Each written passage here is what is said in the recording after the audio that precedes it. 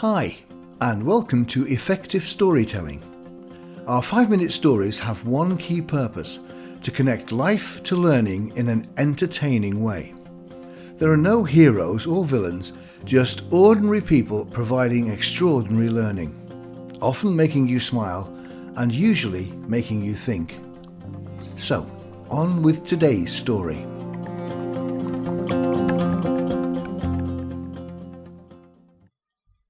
The prioritisation pack. Take a Tupperware container. Put, say, 6 table tennis balls into it. Then tip in some marbles. Finally, pour in some rice grains until the container is full. Now, in an identical container, pour in the same amount of rice first. Then pour in the same amount of marbles. Then finally, pour in the table tennis balls. The chances are the identical contents which fit into the first Tupperware container will not fit into the second one. This is a metaphor for prioritising, at work and in life. Firstly, identify the big items, the really important ones. Make sure they are taken care of first. Then fit in around them the less important items. Though less important, they still need to be worked in around the bigger items.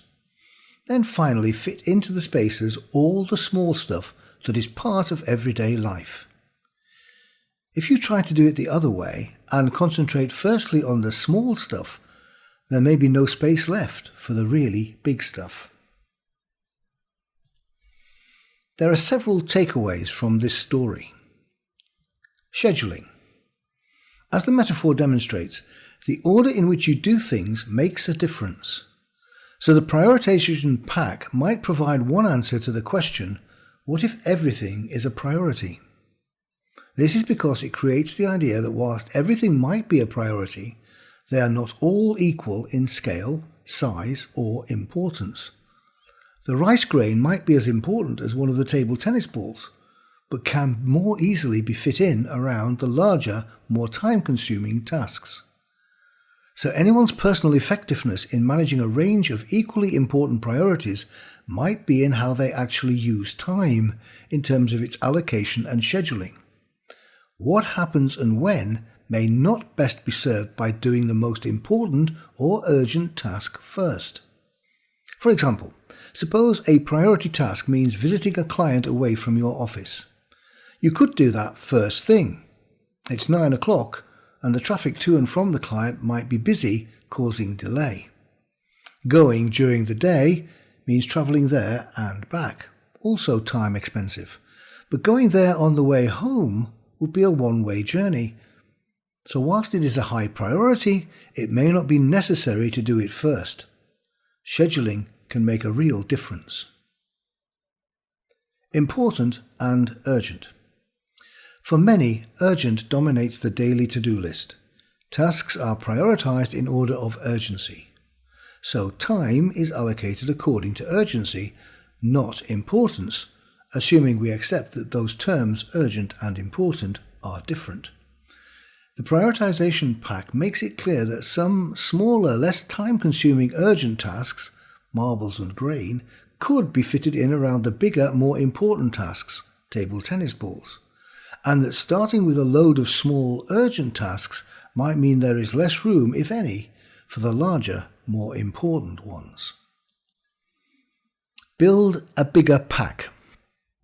As Chief Brody famously said in the movie Jaws, you're gonna need a bigger boat.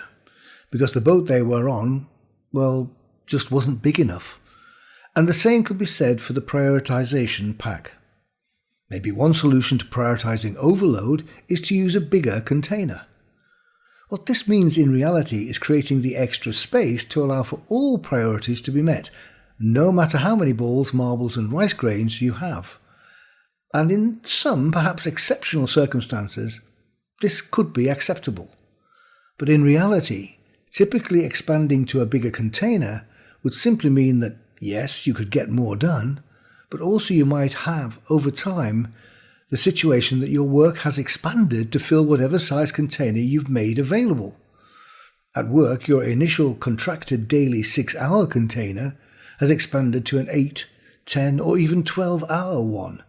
And the significant problem with that is it is difficult then to return to a smaller container. Creativity. The prioritisation pack is a brilliant example of a metaphor.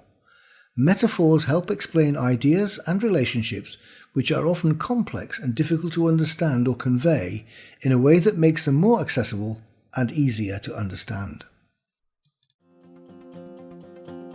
Remember, you can search lots of stories at effectivelearning.co.uk/storytelling.